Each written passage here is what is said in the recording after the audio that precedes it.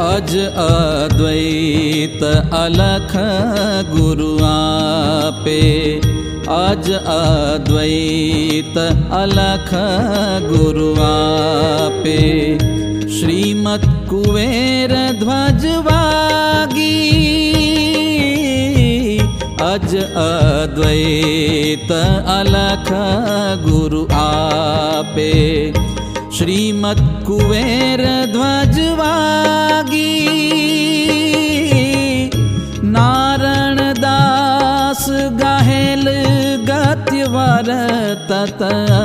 नारायण दास गाहेल गत्य वरतत।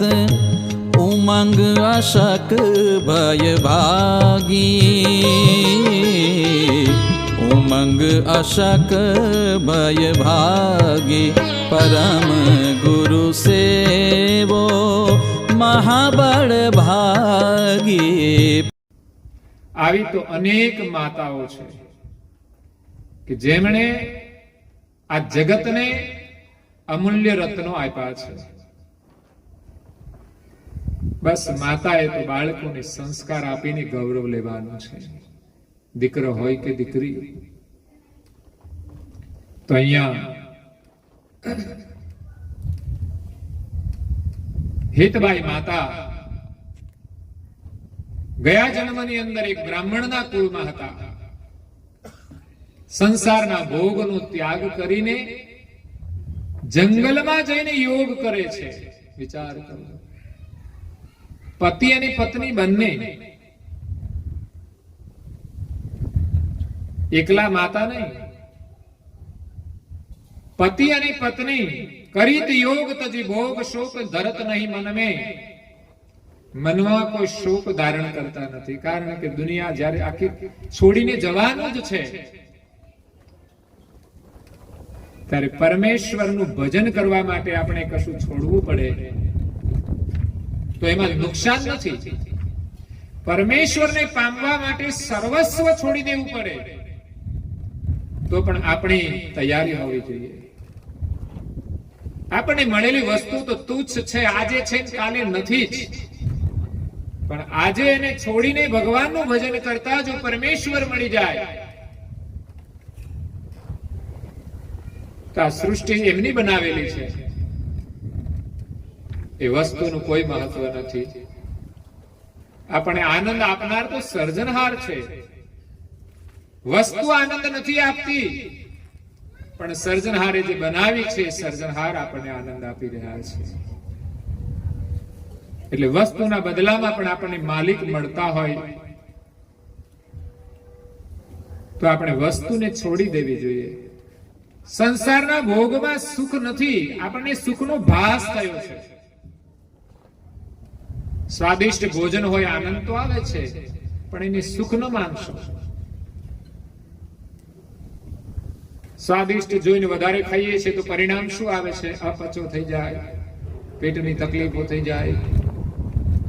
જે જે ભોગ છે એને સુંદર જોઈને આપણે ઉપભોગ કરીએ છીએ, પછી એમાંથી અનેક રોગોનું નિર્માણ થાય છે। એટલે સર્જનહારે જે કંઈ બનાવ્યું છે એને આપણે વિવેકપૂર્વક ઉપયોગ કરવાનો છે, ઉપભોગ નહીં। વસ્તુનો ઉપયોગ કરીએ તો આપણા માટે સુખરૂપ છે કે જે ભોજન કરીએ એ ભૂખ લાગે તો ભોજન કરવું જોઈએ, અને સ્વાદિષ્ટ ભોજન કરો તો પણ વાંધો નથી, પણ સપ્રમાણ ભોજન કરવું જોઈએ। વધારાનું ભોજન હોય તો કોઈ ભૂખ્યાને આપવું જોઈએ, એનો ઉપયોગ છે, પણ આપણે વધારાનું ખાઈ જઈએ છીએ એ ઉપભોગ છે। ક્યારેક બીજાનું આપણે ખાઈ જઈએ છીએ તો એ ઉપભોગ છે, જેમાં વિવેક નથી। એ ભોગ આપણા માટે રોગનું કારણ બને છે। અહીંયા માતા સંસારના ભોગનો ત્યાગ કરીને પતિ અને પત્ની બંને વનની અંદર જાય છે। સહેલું કામ તો નથી, ઘણું જ કઠિન કામ છે. આપણે ઘરમાં રહીને શું ભગવાનનું સ્મરણ ન કરી શકીએ?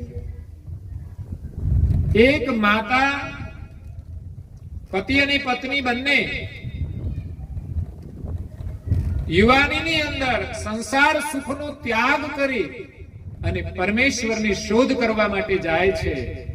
અને આવી જ્યારે પ્રીતિ હોય એને અવશ્ય પરમેશ્વર મળે છે.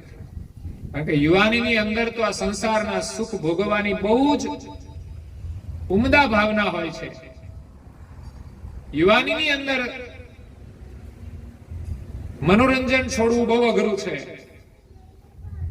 મનોરંજન છોડીને ભગવાનનું સ્મરણ કરવું ઘણું અઘરું છે. હું તો એમ કહું છું કે આ માતાએ યુવાનીની અંદર સંસાર સુખનો ત્યાગ કરી જંગલમાં જઈને તપ કર્યું, એ જ તપ આપણે ઘરમાં પણ કરીએ કે ટેલિવિઝન આદિ મનોરંજન છોડીને આપણે પ્રભુનું સ્મરણ કરીએ. આપણા ઋષિમુનિએ તપસ્યા કરીને જે ધર્મગ્રંથો બનાવ્યા છે એનું થોડું અધ્યયન કરીએ, અમૃત રસનું પાન કરીએ.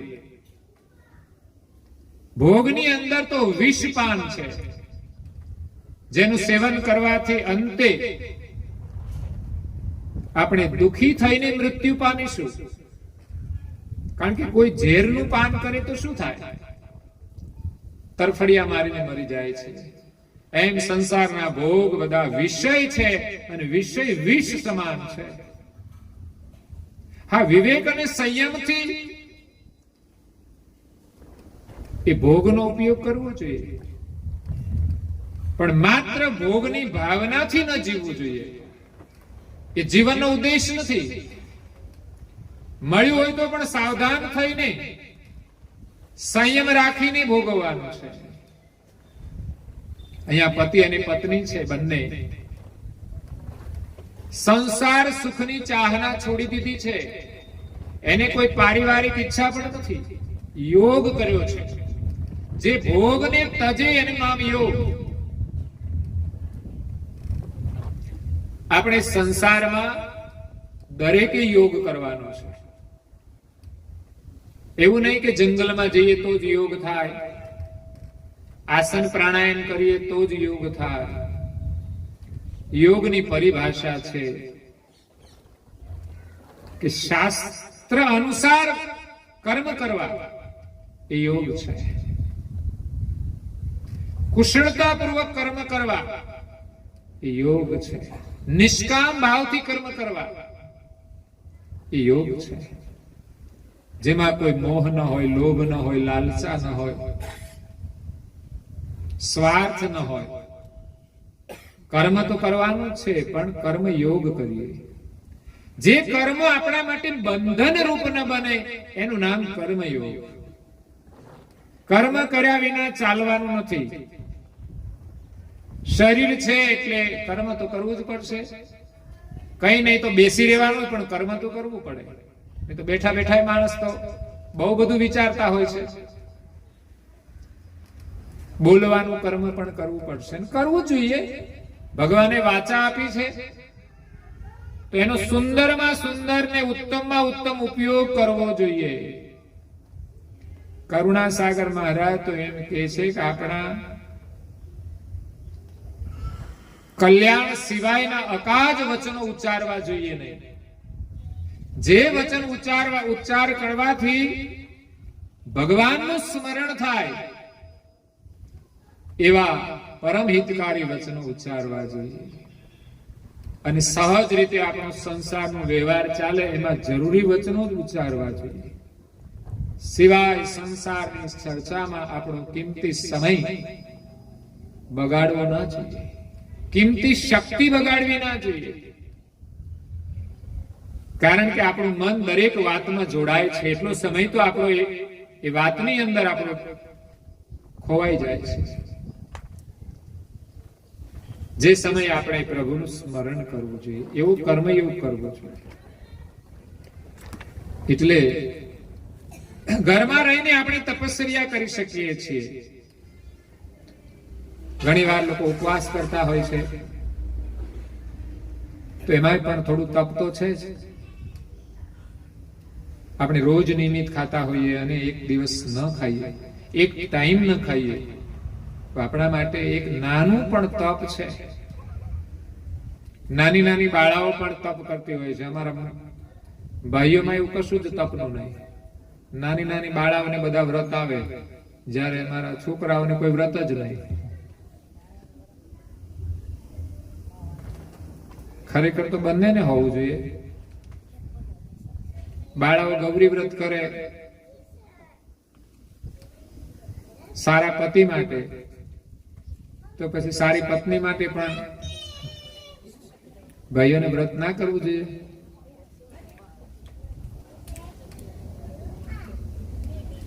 મને લાગે છે કે ભાઈઓમાં જ આ દૂષણ હશે કે એમાં શોધવા પડે સારા, એટલે બહેનો કરે છે વ્રત. બહેનોમાં બધું સારું છે એટલે ભાઈઓને તો વ્રત જ નહીં કરવા, એવું માનતા હશે.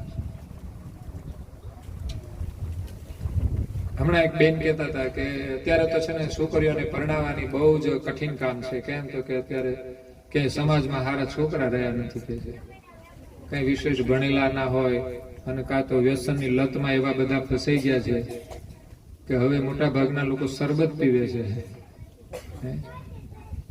એટલે ઉપાધિ તો ખરી જ ને. દીકરીઓ માટે મુશ્કેલી છે. દીકરાઓ તો જે ઘરમાં જન્મ્યા છે ને ત્યાં જ રહેવાનું. જો બીજાના ઘરે જવાનું હોત ને તો એને વ્રત કરવા પડે કે કયા ઘરે આપણે જવાનું. એટલે ઘર છોડીને બીજાના ઘરમાં જવાનું એ કાર્ય પણ એક તપશ્ચર્યાનું છે. તો અહીંયા પતિ અને પત્ની બંને પોતાનું ઘર છોડી, કુટુંબ પરિવાર છોડી, ગામ છોડી અને જંગલમાં જેમ તપ કરે છે, તો આપણે નાનકડું તપ તો ઘરમાં અવશ્ય કરી શકીએ. એની પરમ ગુરુ ઓળખ આપે છે.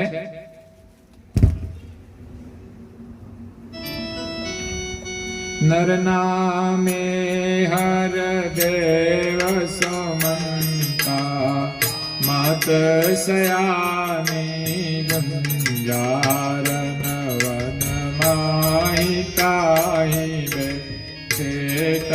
તપતાની હમહૂતે તેહી બેર સે રયાવત નિજ ઘર સે પથયે હું નિજ પતિ જવન ગવન કિએ રસય દર સે બિન જનની તન પાકવાત વેત અલખ કિયોર સકલ દેહ માતુ તન ગ્રભ કલક કી સહિત આચાર્ય સમેત વેત જય શસ્ત્ર નિગમ કે જનો નિયુદ્ર કે જન્મ કુવેર અનુભવન અગમ.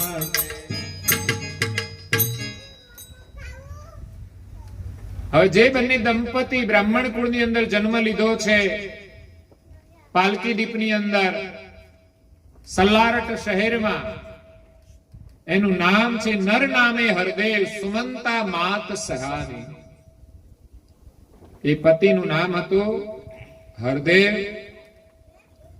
અને માતાનું નામ હતું સુમંતા. અને એ પણ સહાની. સહાની એટલે શાણી. શાણી એટલે સમજદાર.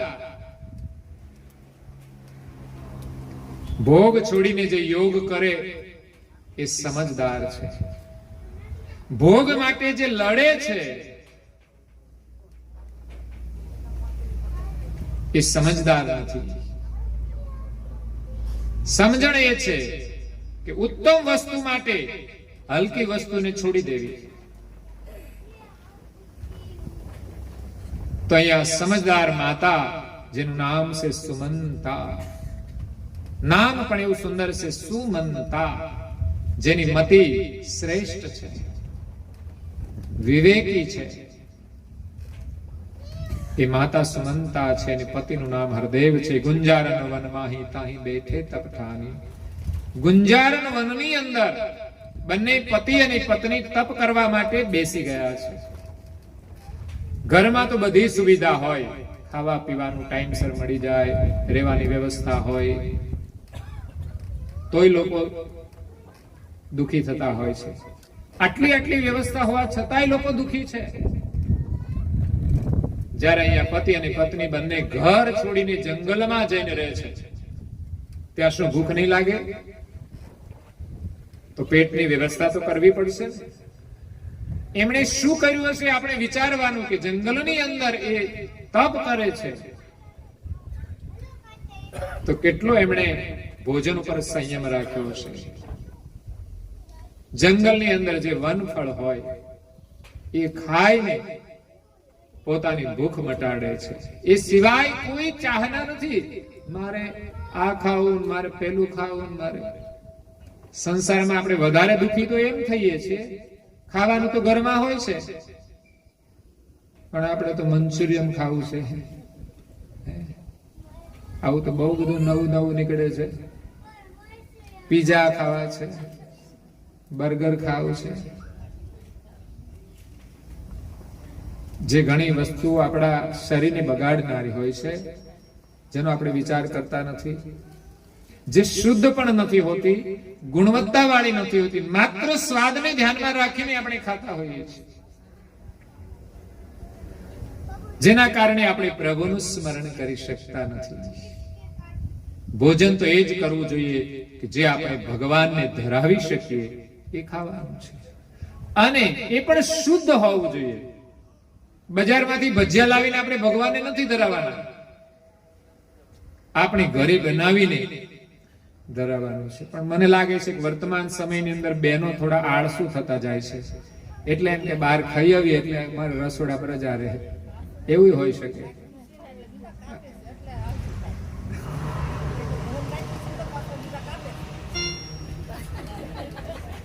પણ સમાજની એક વ્યવસ્થા છે, બહેનો ઘર સંભાળે છે. હા, નોકરી કરતા હોય તો ઘણીવાર ચલાવી લેવું પડે, કારણ કે એના માટે બે જવાબદારી થઈ જાય, એક ઘરની જવાબદારી અને કાર્યની જવાબદારી. તો એને ઓછો ટાઈમ મળે તો ક્યારેક આપણે રેડીમેડ ચલાવવું પડે.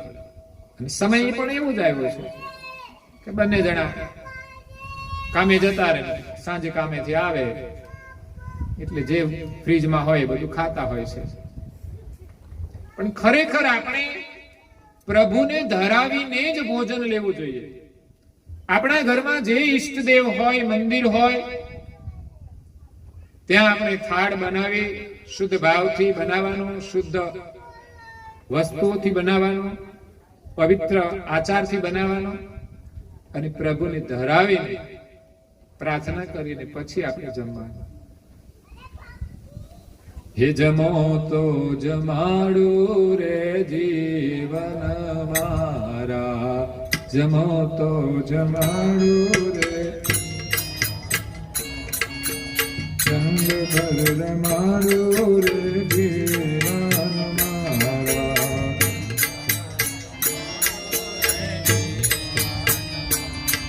એ વાલા મારા દૂધ ઠારું છે, ભલે વાટે આવીને બેસો પાટે રે જીવન મારા.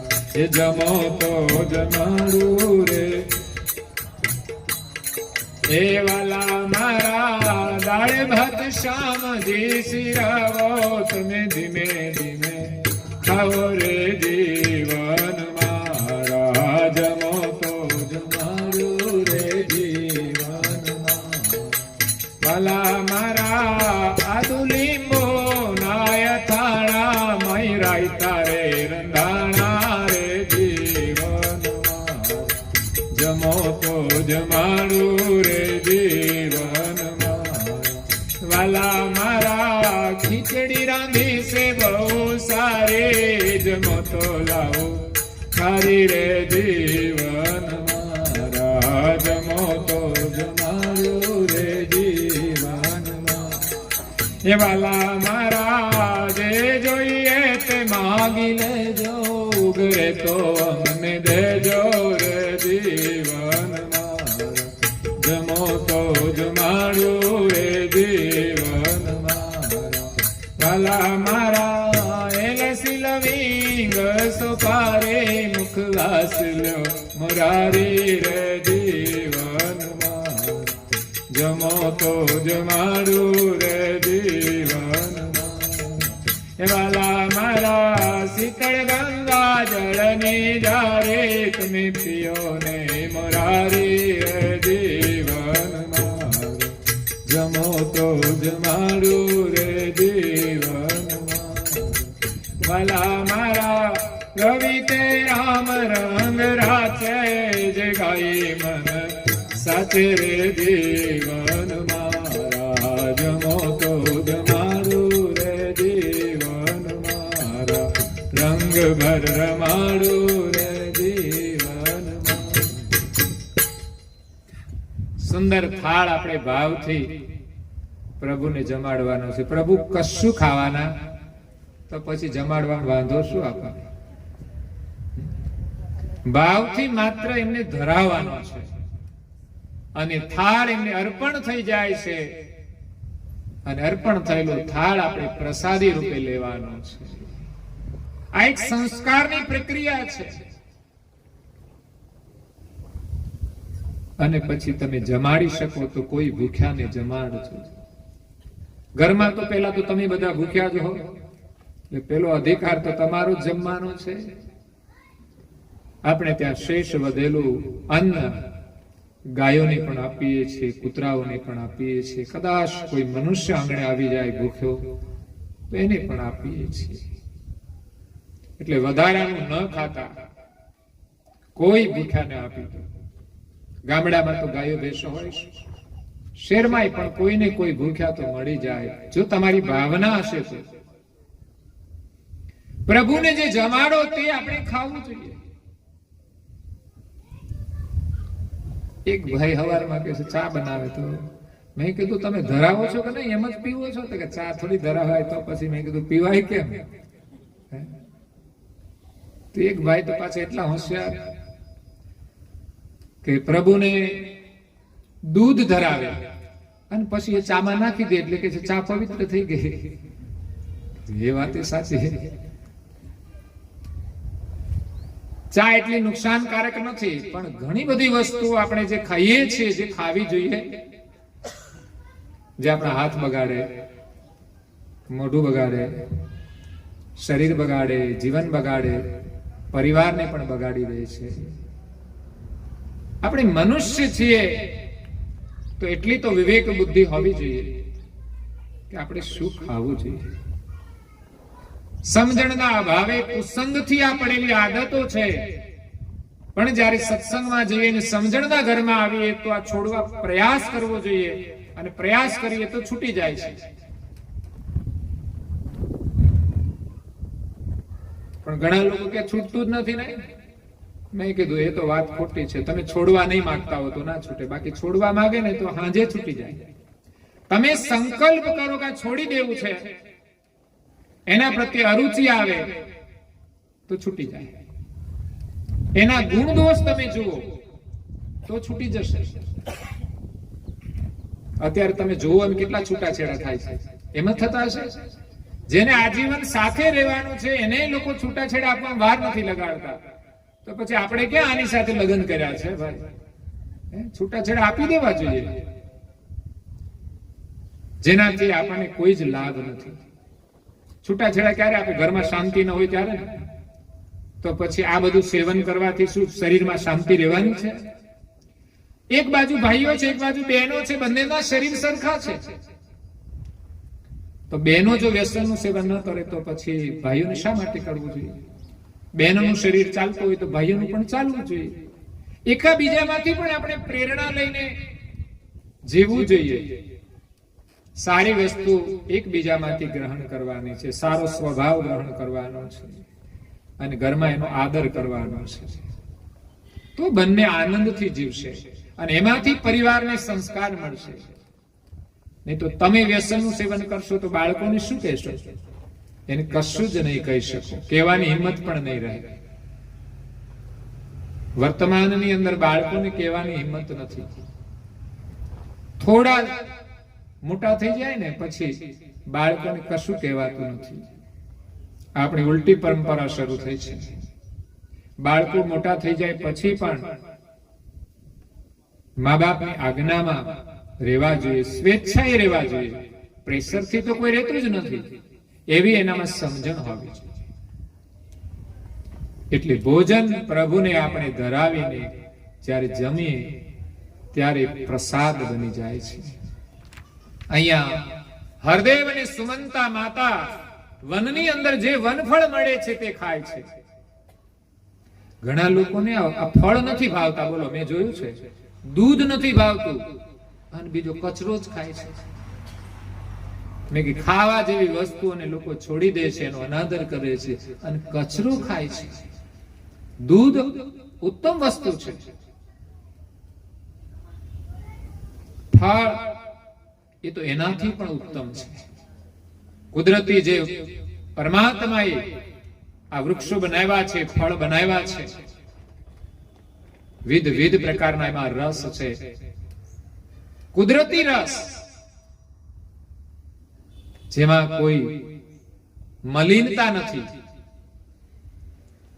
એવા શુદ્ધ ફળનું સેવન એ ઉત્તમ આહાર છે. ઋષિમુનિઓ જે સાધના કરતા હતા તે વિશેષ વનફળનો આહાર કરીને સાધના કરતા હતા. તો આપણા ઘરમાં પણ આપણે વનફળનું સેવન કરવું જોઈએ. ઉત્તમ આહાર છે. અને એ સિવાય જે કંઈ બનાવવું હોય તે બનાવી શકાય છે. શુદ્ધ ભોજન કરવું જોઈએ. જંગલમાં તપ કરવા બેઠા છે. હમ હોતે તે બેર શેર આવત નિજ ઘર સે. અહીંયા જંબુદીપની અંદર બાલ સ્વરૂપે પરમ ગુરુ હેતબાઈ માતાને એના પૂર્વ જન્મનો ઇતિહાસ બતાવે છે કે તમે જ્યારે ગયા જન્મમાં જંગલમાં બેસીને તપ કરતા હતા એ જ સમયે હું કે છે અંતરિક્ષમાંથી નિજ ઘરેથી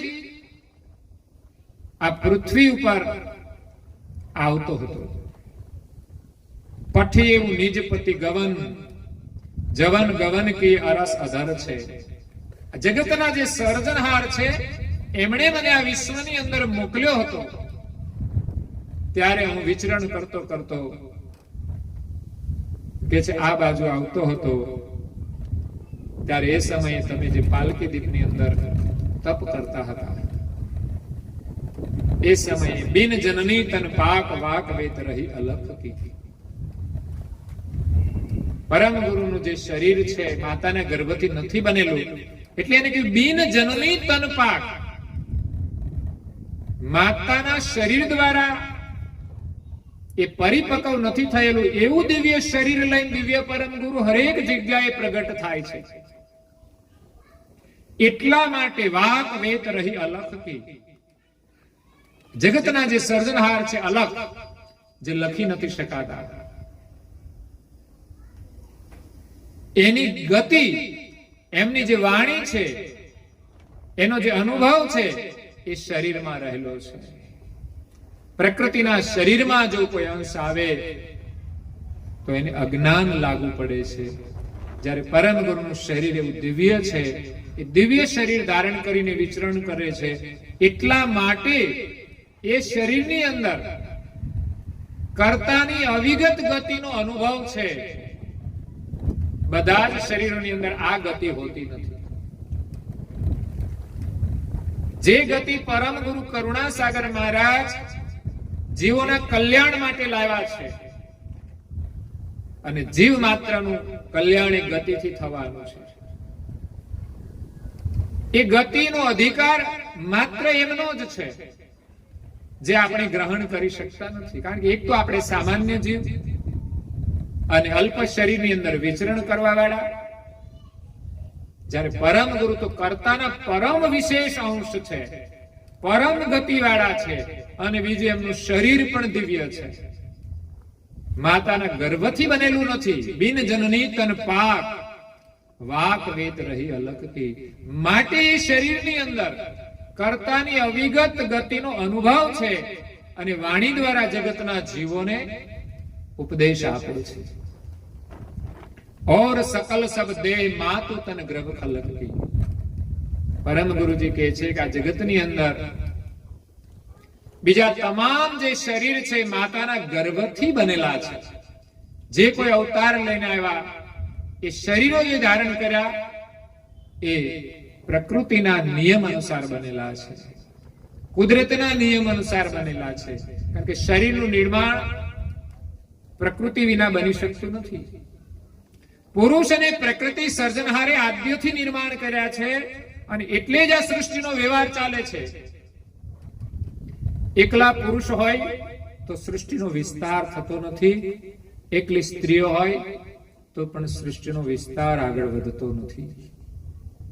કૈવલ કર્તાએ આ સૃષ્ટિનું સર્જન કર્યું છે. પોતે દેહધારી નથી, સ્ત્રી કે પુરુષ, એ તો ચૈતન સ્વરૂપ જે સજાતિનો આપણો આત્મા છે એના જેવા જ, પણ એ સામર્થ્યવાળા છે જ્યારે આપણે એના અંશ અલ્પ છીએ. જેમ સમુદ્ર વિશાળ છે અને એનું એક બુંદ એ અલ્પ છે, એમ આપણે બધા અલ્પ છીએ. કર્તા માલિક મહાન સમર્થ છે. એટલે દિવ્ય પરમ ગુરુની જે ગતિ છે વિશાળ, એ ગતિ આપણે પ્રાપ્ત કરવાની છે, એની સાથે આપણી એકતા કરવાની છે. તો અહીંયા દિવ્ય પરમ ગુરુ કહે છે કે એ ગતિ આ દિવ્ય શરીરની અંદર જ રહે છે. બીજા જે બધા મનુષ્ય છે, બીજા જે જીવો છે, એને ગતિ કેટલી આપે? માત્ર એનું કલ્યાણ થાય એટલી. પરંતુ એમની પાસે જે અનુભવ છે દરેક જીવોનું કલ્યાણ કરવાનો, એ ગતિ આ જગતમાં પરમ ગુરુ સિવાય કોઈની પાસે નથી. એટલે સર્જનહારને જો પામવા હોય તો આપણે સર્જનહારના જે પરમ અંશ છે અને પરમ ગુરુ છે, જે પરમ ગતિ લઈને આ વિશ્વમાં દિવ્ય દેહ ધારણ કરીને પ્રગટ થયા છે અને એમના દ્વારા એમણે જે આ જગતને જ્ઞાન આપ્યું છે, એ જ્ઞાન દ્વારા આપણું કલ્યાણ થશે. તો બિન જનની તન પાક વાક વેત રહી અલક કી, और सकल सब देह मात तन ग्रभ खलक की, સહિત આચાર્ય સમેત. જગતની અંદર જે કોઈ ધર્માચાર્યો થયા એ સહિત વેદ જે શાસ્ત્ર નિગમ કે, જે શાસ્ત્રોની રચના કરી, જે વેદોની રચના કરી, એમના જે રચયિતા છે, વેદતા છે, એ સહિત તમામ આચાર્યો જે કોઈ થઈ ગયા, જનોની ઉદરકે જન્મ, જેમણે માતાના ઉદરથી જન્મ લીધેલો છે. કુબેર અનુભવ અગમ કે, કુબેર સ્વામી કહે છે કે એમની પાસે નિજ કર્તાની અગમ ગતિનો અનુભવ નથી.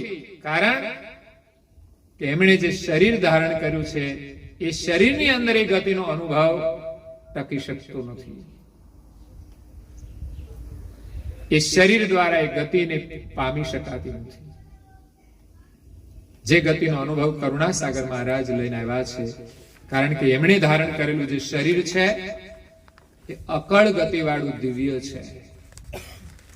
એટલે આ જગતની અંદર ધર્મગુરુઓ થયા છે, એમને સાધના કરીને જે અનુભવ થયો એ જ્ઞાન આપ્યું છે, એ પણ ધર્મનું જ્ઞાન છે, જેનાથી જીવોને લાભ થાય છે.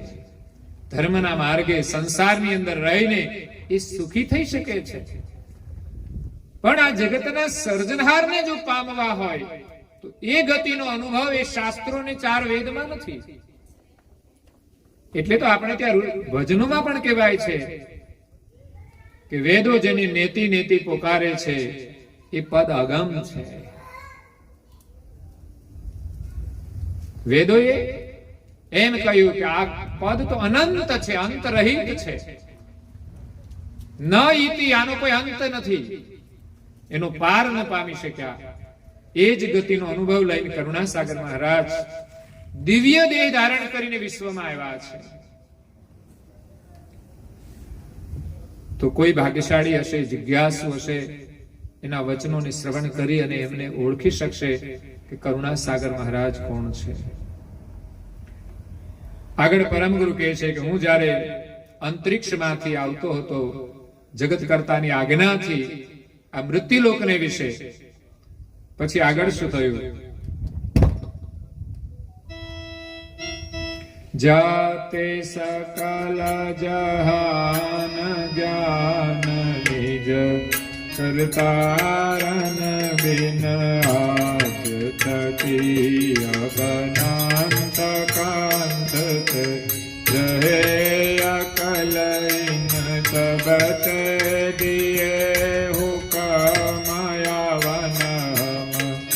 ઉભવત બલિ ન્યાય સહિત નિજ લક્ષ કેણ કરતા તો સબહિ દ્વીપ પાંચ ઓલંગાયે હમ પાલકી દ્વીપાતિન કી સર્વ સુજાણ લઈ સહિત સમીપાસન કિયે હું બાગ લાગયે કાંત જમાઈ કમલ શેઠ કી જાગ ભાગ તિનો સૂરજ નાઈ.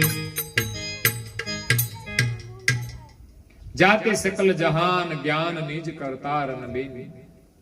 આખું જગત નિજ કર્તાના જ્ઞાનથી અંજાન છે.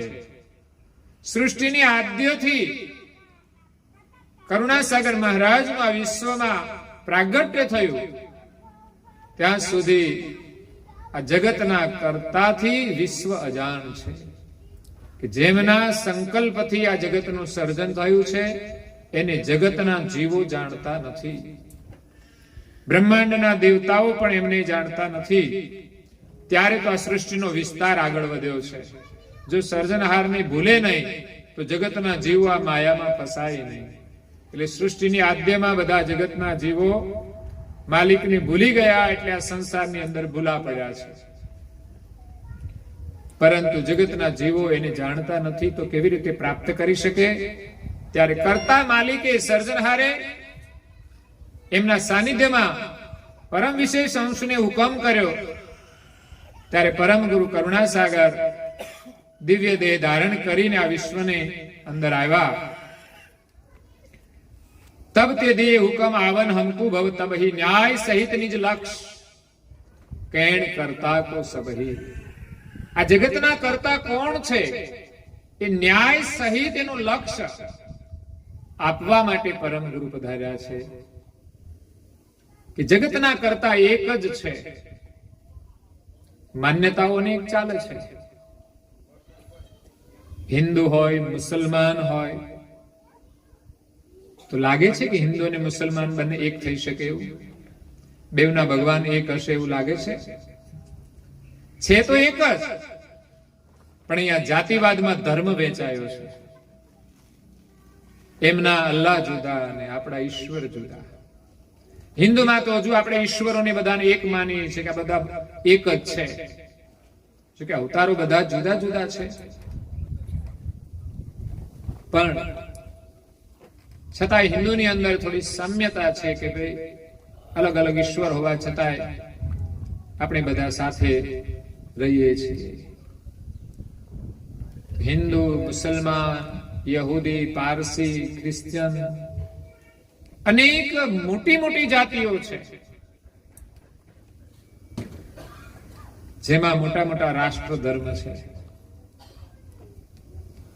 તો એ પણ એક મતભેદ છે. કરુણાસાગર મહારાજે તો એમના સિદ્ધાંત દ્વારા બધાનું સમાધાન કર્યું છે કે હિન્દુ, મુસલમાન, યહૂદી, પારસી, ખ્રિસ્તી કોઈ પણ હોય, બધાના માલિક એક જ છે, જુદા નથી. કારણ કે આ પૃથ્વી પર આપણે રહીએ છીએ, પૃથ્વી તો એક બધાની છે. જો ભગવાન જુદા હોત તો પછી ક્યાંક તો બોર્ડર બનાવ્યો હોત ને કે ભાઈ આ મુસલમાનનો એરિયો એટલે કાયમ માટે એમાં એનો જ, એના અલ્લાહનો જ એરિયો. પણ ના, એવું નથી. એ આપણે કરી પણ શકવાના નથી. માત્ર માન્યતાની અંદર આપણે ભેદ પાડી શકીએ, પણ આ સૃષ્ટિની અંદર ક્યાંય આપણે એનું વિભાજન કરી શકવાના નથી. સૂર્ય બધાનો એક જ છે, ચંદ્ર પણ એક જ છે, કારણ કે બધાના માલિક એક જ છે. વરસાદ વરસાવે છે તો વરસાદ વરસાવનાર પણ એક જ છે. પછી કોઈ પણ જાતિ હોય ત્યાં કોઈ જાતિ ભેદ નથી, પણ ધર્મ જાતિ ભેદમાં આવી ગયો છે. એટલે મારા તારાના ભેદની અંદર આપણે સાચા સર્જનહારને પામી શકતા નથી. આપણા સૌના સર્જનહાર એક છે. કોઈ સરસ ભજન બનાવ્યું છે, મુझ में राम तुझ में राम सब में राम समाया है, कर लो सभी से प्यार जगत में कोई नहीं पराया है. एक ही माँ के बच्चे हम सब, एक ही पिता हमारा है, फिर भी न जाने किस मूर्ख ने लड़ना हमें सिखाया है. मुझ में राम तुझ में राम सब में राम समाया है. બધાની અંદર એક આત્મા રામ છે, છતાં પણ આપણે બધા લડીએ છીએ. એક ही मां के बच्चे हम सब. એક પરિવારમાં જ્યારે આપણે એક જ માતા પિતાના સંતાન હોઈએ તો આપણે સાથે રહેતા હોઈએ છીએ, જુદા થાય તો પણ હળી મળીને રહેતા હોઈએ છીએ. પણ આ તો આખું વિશ્વ છે, બધાની સાથે પ્રેમથી રહેવાનું મુશ્કેલ છે. એ ધર્મ સમજવાનો છે કે આપણા માલિક એક છે, બધા આપણે ભાઈઓ છીએ, અંશ બંધુ છીએ. એ છે ભક્તિનો માર્ગ. સર્જનહારની પ્રાપ્તિ ત્યારે થશે બધાની અંદર આપણને આત્માના દર્શન થાય. શરીર ભાવ છોડી, જાતિ ભાવ છોડી, વર્ણ ભેદ છોડી અને આત્માને જોઈએ કે આની અંદર એક આત્મા છે, એના પ્રત્યેની મારી ફરજ શું, એની પ્રત્યે મારે કેવો વ્યવહાર કરવો જોઈએ. કે આપણે સૌ એક માલિકના સંતાન છીએ. હા, સૃષ્ટિની અંદર આપણે સામાજિક રીતે જોડાયેલા હોઈએ, એ વ્યવહાર આપણે અલગ હોય છે. જે તે સંબંધ હોય એનો વ્યવહાર પણ આપણે પ્રમાણિકતાથી નિભાવવો જોઈએ. અને એ સિવાય દુનિયામાં જે લોકો છે એમની સાથે આપણે આત્મીય ભાવથી વ્યવહાર કરવો જોઈએ. રાગ અને દ્વેષ છોડીને, શરીર ભાવ છોડીને, ત્યારે આપણને પરમેશ્વરની પ્રાપ્તિ થશે. જે કોઈ મહાપુરુષો થઈ ગયા છે એ આ ભૂમિકાની અંદર ગયા ત્યારે જ એમને કંઈક વિશેષ અનુભવ થયો છે. સર્જનહાર તો એનાથી ઘણા પર છે, પણ જ્યારે માણસની અંદર સમદ્રષ્ટિ આવી જાય ત્યારે રાગ અને દ્વેષ નથી રહેતો, કોઈ દુષ્ટ કર્મ નથી રહેતા, ત્યારે એનું જન્મ મરણ ચોક્કસ ટળે છે. અને એવી ગતિ જ્યારે એને મળે ત્યારે કોઈ સદગુરુ મળી જાય છે અને સદગુરુના લક્ષ્યને એના હૃદયની અંદર ધારણ કરી લે છે. જેનામાં સમદ્રષ્ટિ આવી જાય, સંયમ આવી જાય, તપ કરવાની ક્ષમતા હોય, એ જ સદગુરુના લક્ષ્યને પચાવી શકે છે. સદગુરુનું લક્ષ્ય ગ્રહણ કર્યા પછી એમની કૃપાથી આપણે આચરણ કરવું જોઈએ, તો આપણને પરમ ગતિ પ્રાપ્ત થાય છે. एक माँ के बच्चे हम सब, एक ही पिता हमारा है, फिर भी न जाने किस मूर्ख ने लड़ना हमें सिखाया है. લોકો ધર્મમાં પણ લડાઈઓ ઊભી કરતા હોય છે. કોઈની સાથે લડવાનું નથી, જેને જે ધર્મ પાળવો હોય તે પાડે, પણ ધર્મ પાળવાનો છે, ધર્મમય જીવન જીવવાનું છે અને બધાના સાથે આત્મીય પ્રેમ રાખવાનો છે. એ આપણો ધર્મ છે. આપણા સૌના સર્જનહાર એક છે. કોઈ ન જાણતું હોય એ વસ્તુ જુદી છે, પણ આપણે જો જાણતા હોઈએ તો પછી આપણે દરેકની સાથે આત્મીય ભાવથી, પ્રેમથી વ્યવહાર કરવો જોઈએ. દુષ્ટ સાથે આપણે દુષ્ટ વ્યવહાર નહીં કરી શકીએ, પણ છતાંય મહાપુરુષો એમ કહે છે કે દુષ્ટના પ્રત્યે પણ પ્રેમ હોય છે. દુષ્ટ વ્યવહાર નથી હોતો, પણ પ્રેમ તો હોય છે. કોઈ માતાનું સંતાન દુષ્ટ કાર્ય કરતો હોય છતાં પણ માતા એના પ્રત્યે પ્રેમ રાખે છે. પ્રેમ એવા પ્રકારનો છે કે દુષ્ટ કાર્યો છોડીને સારા કાર્યો કરે, એ દુષ્ટ પ્રત્યેનો પ્રેમ છે. ઘરમાં પણ કોઈ વ્યક્તિ ખોટું કરતી હોય અને ના સમજતી હોય તો એમના પ્રત્યે એવો આપણે પ્રેમ રાખીએ કે પ્રભુ આ દુષ્ટ કાર્ય છોડીને સારું કાર્ય કરીએ, તો એક દિવસ ચોક્કસ એનું પરિણામ આવશે. દરેકની અંદર એક જ સર્જનહારનો ચૈતન્ય આત્મા બિરાજમાન છે. ऊंच नीच और भेद भाव की दीवारों को तोड़ो, बदला जमाना तुम भी बदलो, हरि से नाता जोड़ो. जागो और जगाओ प्यारे, जागो और जगाओ प्यारे, समय ऐसा आया है. मुझ में राम तुझ में राम, सब में राम समाया है. તો બધાની અંદર આત્મા બિરાજમાન છે, એક જ. તો આપણા સૌના સર્જનહાર એક છે.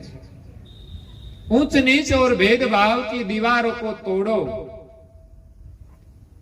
ऊंच નીચના જે ભેદભાવ છે એ કર્મથી બનેલા છે અને આપણી માન્યતાઓથી પણ બનેલા છે. એ દીવારોને આપણે તોડીને બધાના સાથે પ્રેમ જોડવાનો છે. જે ઊંચ નીચ ભેદભાવની અંદર ફસાઈ ગયા છે એ પણ જગાડવાના છે. જે જાગી જાય એ બીજાને જગાડે. બદલા જમાના તુમ ભી બદલો, સમય એસા આયા હૈ. તો કરુણાસાગર મહારાજ આપણને જગાડવા માટે આવ્યા છે અને કહે છે કે ન્યાય સહિત આ જગતના કર્તા એક છે. એનું સ્થાપન કરવા માટે દિવ્ય પરમ ગુરુ આ વિશ્વમાં આવ્યા ત્યારે દ્વીપ પંચ ઓલંગ આયે હમ પાલકી દીપા. આગળ મેં જે 7 દીપોનું વર્ણન કર્યું, પુષ્કર દીપ, સાગ દીપ, કૌશક દીપ, કુશાલક દીપ, સાલંગ દીપ, આ 5 દીપમાં નિજ કર્તાનું જ્ઞાન આપી અને કરુણાસાગર મહારાજ 6ઠા પાલકી દીપમાં પ્રગટ થાય છે. અને પાલકી દીપની અંદર એ હેતબાઈ માતા ત્યારે ગુંજારન વનની અંદર જંગલમાં બેસીને તપ કરે છે, એનો આ વાર્તાલાપ સંભળાવે છે. તીનકી સર્વ સુજાણ લઈ મમ સહિત સમીપા. તો સર્જનહારની જાણ લઈ અને પરમ ગુરુ પાલકી દીપમાં આવ્યા છે. આસન કીએ હું બાગ, આસન દ્રઢ એકાંત જમાઈ. એક બગીચાની અંદર એકાંત જોઈને પરમ ગુરુ એક અવધૂતના રૂપમાં આસન લગાવીને બેસે છે. એવું નથી કે બધી જગ્યાએ બાલ રૂપે જ પ્રગટ થયા છે. એને ઈચ્છા થઈ તો એક અવધૂતના રૂપમાં પણ એ પ્રગટ થઈને બેસે છે. અવધૂતના રૂપમાં પ્રગટ થઈને જગતના જીવોને બોધ આપે છે. તો એક બાગની અંદર એકાંત જોઈ આસન લગાવીને બેસે છે. જે નગરના શેઠ હતા કમલ શેઠ, એનો એ બગીચો હતો. એટલે એ પણ ભાગ્યશાળી છે કે કમલ શેઠના બગીચાની અંદર એક દિવ્ય પુરુષ આસન લગાવીને બેસે છે, તો એનો બાગ પણ પવિત્ર થઈ જાય છે. આપણે ત્યાં કોઈ પવિત્ર આત્મા આવે મહાત્મા આવે તો એનાથી આપણું ઘર જેમ પાવન થાય છે, એ જ રીતે અહીંયા કમલ શેઠના બાગની અંદર દિવ્ય પરમ ગુરુ આસન લગાવીને બેસે છે, ત્યારે એ પણ ભાગ્યશાળી છે કમલ શેઠ કે એના બાગમાં આવીને બેઠા છે. પણ એક દિવસ દિવ્ય પરમ ગુરુ એ બગીચામાંથી સહેલ કરવા માટે જાય છે. એને ઈચ્છા થઈ જંગલમાં જવાની. તો ગુંજારણ નામનું જે જંગલ છે, જ્યાં હરદેવ અને સુમંતા તપ કરતા હતા, એ જંગલમાં સહેલ કરવા માટે ગયા. ત્યારે બંને બ્રાહ્મણ અને બ્રાહ્મણી નર નારી એ વનની અંદર તપ કરતા હતા. પરમ ગુરુ ત્યાં જાય છે, ત્યારે એમનું નામ હતું ભવ ભીડ ભંજન સાહેબ. પાલકી દીપમાં એમનું નામ ભવ ભીડ ભંજન સાહેબ.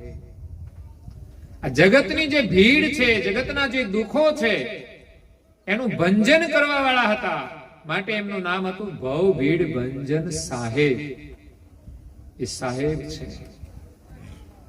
પૂજ્ય શ્રી નારાયણદાસજી મહારાજ શ્રી એક સવારની જે પ્રાર્થના આપણે બોલીએ છીએ, એની અંદર ગુરુ સ્તુતિમાં કહે છે, ફિરત ભવ ભીર ભંજન પ્રભુ કરન કાજ સબ જીવનમ અસંખ્ય જીવ ધણી ધામ પઠાવત બંદી છોડ વ્રત વંદનમ.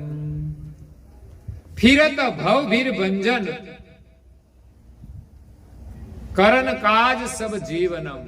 જગતના જીવનનું કલ્યાણ કરવા માટે દિવ્ય પરમ ગુરુ આ વિશ્વની અંદર ભવ ભીડ ભંજન બની અને વિચરણ કરે છે. આપણે તે કષ્ટ ભંજન હનુમાનજી છે, એ બધા નામો કેમ પડ્યા? તો બધાના કષ્ટનું ભંજન કરે છે. મોટા ભાગે કંઈ પણ તકલીફ હોય ને એટલે હનુમાનજી પાસે લોકો પહેલા જાય, કારણ કે એક ગદા મારે ને તો પછી બધું દુઃખ એનું જતું રહે. એટલે એમને સર્જનહારે જે શક્તિ આપી છે, એટલે આ જગતની અંદર વિચરણ કરે છે.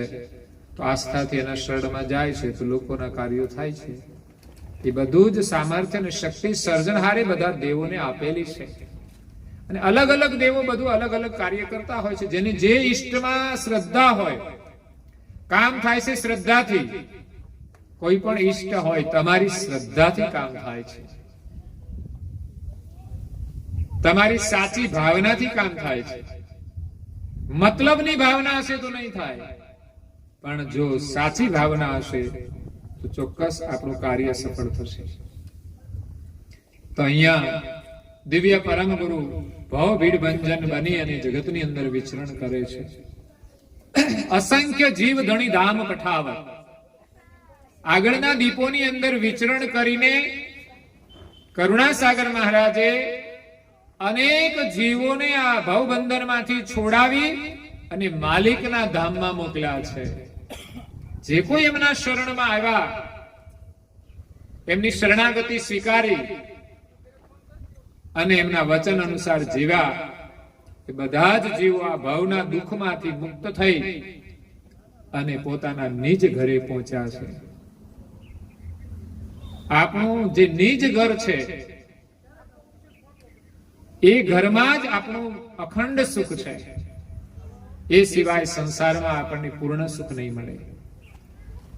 તો અહીંયા દિવ્ય પરમ ગુરુ કહે છે કે હું એક કમલ શેઠના બગીચામાં એકાંતની અંદર બેઠો હતો. એક દિવસ સહેલ કરવા માટે ગયો, ત્યારે બ્રાહ્મણ અને બ્રાહ્મણી બંને તપ કરતા હતા.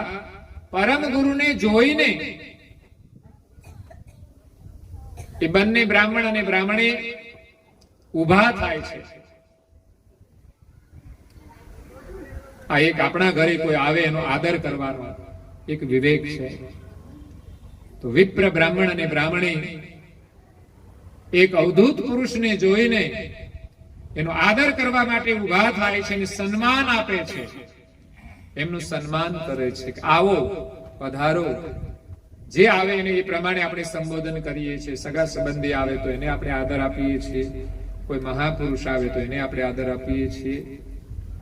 અહીંયા હરદેવ અને સુમંતા ભવભીડ ભંજન સાહેબને આદર આપે છે અને ધરિત ભેટ ફલ ફૂલ દીન હોય તજી ગમાન.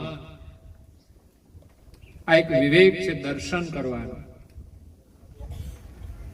કે મહાપુરુષના શરણમાં ફળ અને ફૂલની ભેટ અર્પણ કરે છે.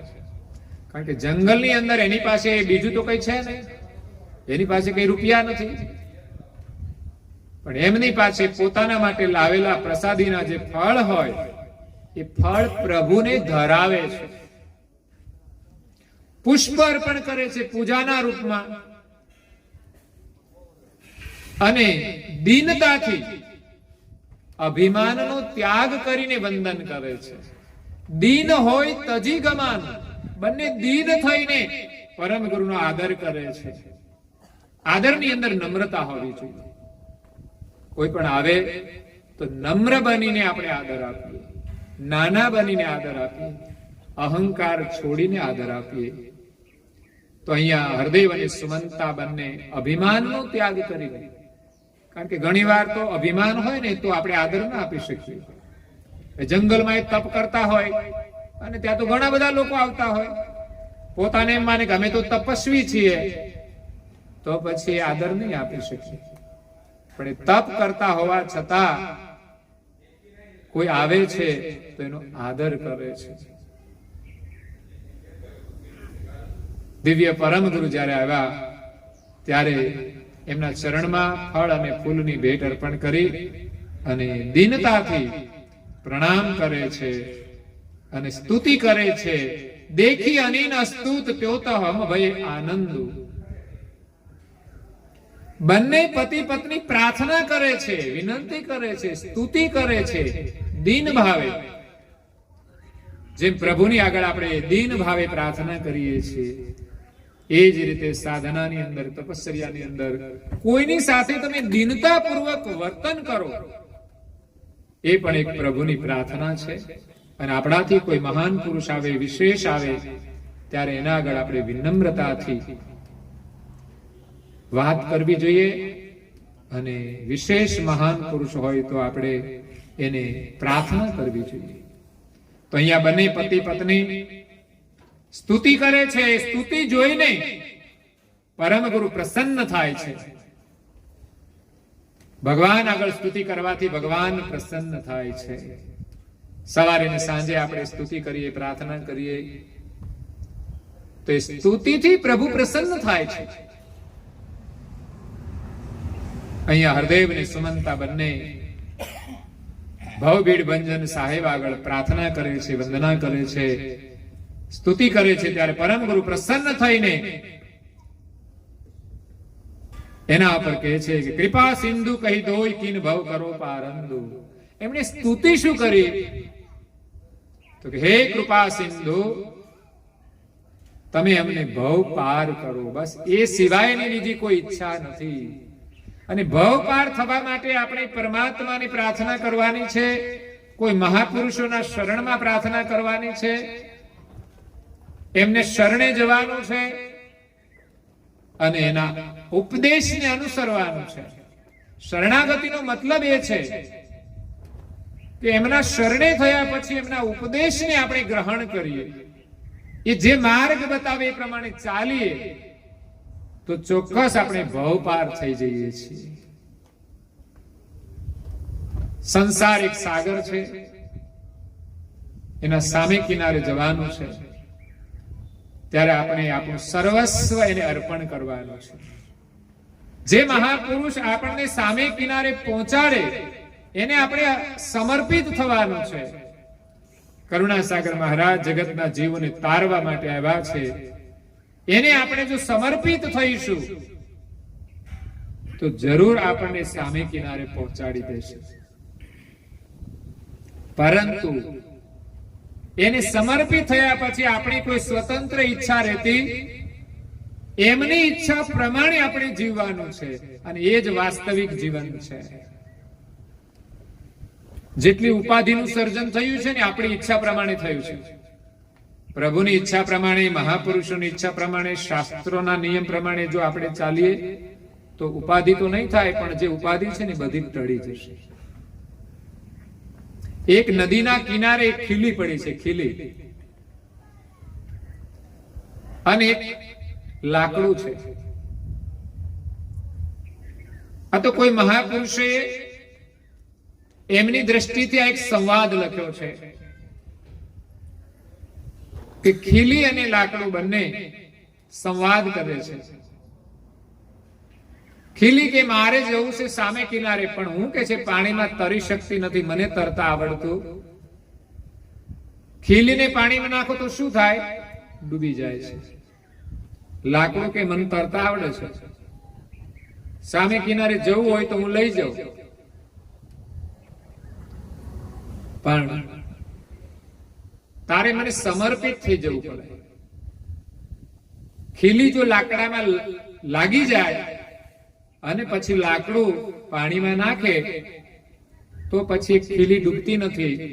લાકડું તરે એની સાથે સાથે ખીલી પણ તરી જાય છે. પરંતુ ખીલીનું કોઈ સ્વતંત્ર અસ્તિત્વ રહેતું નથી, એની કોઈ સ્વતંત્ર ઈચ્છા નહીં. બસ એ લાકડાને આધીન છે, બસ લાકડું એને તારે છે, સામે કિનારે લઈ જાય છે. એમ કરુણાસાગર મહારાજને આપણે જો સમર્પિત થઈએ, આપણી કોઈ સ્વતંત્રતા ન રહે તો ચોક્કસ એ આપણને સામે કિનારે પહોંચાડી દેશે. તો અહીંયા બંને દંપતી પ્રાર્થના કરે છે, હે કૃપા સિંધુ, અમને આ ભવસાગરથી પાર કરો.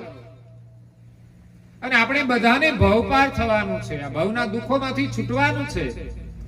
સંસારમાં ચારો તરફ જોઈએ તો દુઃખ દુઃખ ને દુઃખ જ નજરે પડે છે. સુખ તો ક્યાંક જ છે, અને એ સુખ જોઈને તો લોકો દુઃખી થાય છે. સંસારનું સુખ છે એ સુખ જોઈને પણ લોકો દુઃખી થાય છે. એકની પાસે સુખ છે ને બીજો એને જોઈને દુઃખી થાય છે. અને સુખ છે એને પણ સંતોષ નથી તો એ પણ દુઃખી છે. બીજો એમ માને કે આની પાસે તો ઘણું બધું સુખ છે, પણ સંતોષ ન હોય તો સુખી નથી. ઘણા બધા એવા ધનવાનો છે, દુનિયાના ટોપ ધનવાનો છે, પણ છતાંય કદાચ શાંતિ નહીં હોય, સંતોષ નહીં હોય. તો પ્રભુના સ્મરણ સિવાય તો ક્યાંય સાચું સુખ નથી અને સંતોષ પણ નથી. એટલે આ સંસારની અંદર સંસારના દુઃખોમાંથી છૂટવા માટે આપણે મહાપુરુષોના શરણે જવાનું અને એમના આગળ આપણે પ્રાર્થના કરીએ કે અમને ભવ પાર કરો. અહીંયા જંગલની અંદર બે પતિ પત્ની તપ કરે છે પરમાત્માને પામવા માટે. મને લાગે છે કે એના તપના ફળ સ્વરૂપે જ કરુણાસાગર મહારાજ એ ગુંજારણ વનની અંદર એમને દર્શન આપવા માટે જાય છે. જ્યારે આપણું તપ પાકે છે ત્યારે કોઈ સામેથી મહાપુરુષ મળી જાય છે અને એને આપણે સમર્પિત થઈએ તો એ આપણને કિનારે પહોંચાડી દેશે. અહીંયા બંને દંપતી એમ જ તપ કરે છે, પણ એનું તપ સાચું હતું. તો પરમ ગુરુએ આવીને એમને દર્શન આપ્યા અને એમના આગળ બંને દંપતીએ પ્રાર્થના કરી. ત્યારે પરમ ગુરુએ દિવ્ય દ્રષ્ટિએ જોયું એનું તપ કે બંને તપથી સાચા છે. અને સાચા તપસ્વી જોઈને પરમ ગુરુએ કહ્યું, માગ માગ કિયો મોય કુવેર દેખિત જન સાચે. બંને નવ દંપતીને સાચા તપસ્વી જોઈને પરમ ગુરુએ માગવાનું કહ્યું કે માગો તમારે શું જોઈએ છે. ખરેખર તો માગવું તો ત્યારે જ જોઈએ કે ભગવાન આવીને આપણને એમ કે માગો તમારે શું જોઈએ છે. અને કોઈ વ્યક્તિ પાસે પણ ત્યારે જ માગવું જોઈએ કે જ્યારે એ આપણને કહે કે તમારે શું જોઈએ છે, માગો. બાકી આપણી માગવાની તો ટેવ પડી ગઈ છે, તો દરેકની આગળ આપણે માગ્યા કરીએ છીએ. પ્રભુ પાસે જઈએ તો પણ આપણી માગણીઓ ચાલુ હોય છે, પણ અહીંયા તો પ્રભુ આપણને એમ કે માગો તમારે શું જોઈએ છે, પછી તમારે માગી લેવાનું. પણ પછી શું માગવું એ પણ આપણે વિચારવાનું છે. અહીંયા હરદેવ અને સુમંતાને દિવ્ય પરમ ગુરુએ કહ્યું, એમની સેવાથી પ્રસન્ન થયા, એના તપથી પ્રસન્ન થયા અને કહ્યું માગો તમારે શું જોઈએ છે. ત્યારે હરદેવ અને સુમંતાએ જે માગ્યું છે એ જ આપણે માગવાનું છે અને આપણું કલ્યાણ કરવાનું છે. તો શેષ વર્ણન એમણે શું માગ્યું છે અને કેવી રીતે એનું કલ્યાણ થયું. આ પ્રસંગ પાલકી દીપનો છે, પરંતુ એનો જે સંવાદ છે જંબુદીપનો છે. મૂળ પ્રસંગ જંબુદીપની અંદર આણંદ પાસે કાસોર નજીક જે વનખંડી છે એમાં બાલ સ્વરૂપે પરમ ગુરુ પ્રગટ થઈ અને હેતબાઈ માતાને એના ગયા જન્મની આ વાત કરે છે કે ગયા જન્મમાં તમે તપ કરતા હતા, ગુંજારન વનમાં આવીને હું તમને મળ્યો, તમે મારા આગળ ફળ ફૂલની ભેટ અર્પણ કરી, તમારા તપથી હું પ્રસન્ન થયો અને મેં તમને માગવાનું કહ્યું. આ વાર્તાલાપ બાલ કુબેર બાલ સ્વરૂપે પરમ ગુરુ અને હિતબાઈ માતા કરે છે, પૂર્વ જન્મની વાત કરે છે. હજુ વાત એની અધૂરી છે. તો પરમ ગુરુએ જે માગવાનું કહ્યું અને હરદેવ અને સુમંતાએ શું માગ્યું છે એ આપણે શેષ કથામાં શ્રવણ કરીશું. અત્યારે અહીંયા સમય થાય છે તો કથાને વિરામ આપીએ.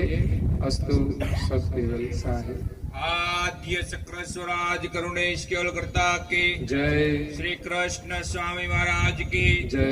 परम गुरु श्रीमंत करुणा सागर महाराज की जय. पूज्यपा श्री नरवेदी सागर महाराज की जय. श्री महान तपस्वी रघुराम महाराज की जय. श्री बलदेवदास जी महाराज की जय. श्री भगवान दास जी महाराज की जय. श्री प्रयागदास जी महाराज की जय. श्री शीतलदास जी महाराज की जय. श्री विचलदास जी महाराज की जय. श्री धर्मदास जी महाराज की श्री सर्व संतन के जय. श्री सर्व देवन के जय. श्री ज्ञान संप्रदाय के जय. श्री गुरुगादी सारसापुरी के जय. श्री केवल धाम के जय. तथा गुणावती का सात केवल सारे. 3 વાર આપણે વંદન કરીશું પરમ ગુરુના શરણમાં.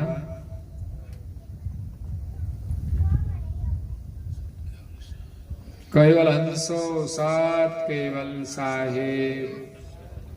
આજુબાજુ સૌને કહેજો સત કેવલ સાહેબ, સત કેવલ સાહેબ, સત કેવલ સાહેબ.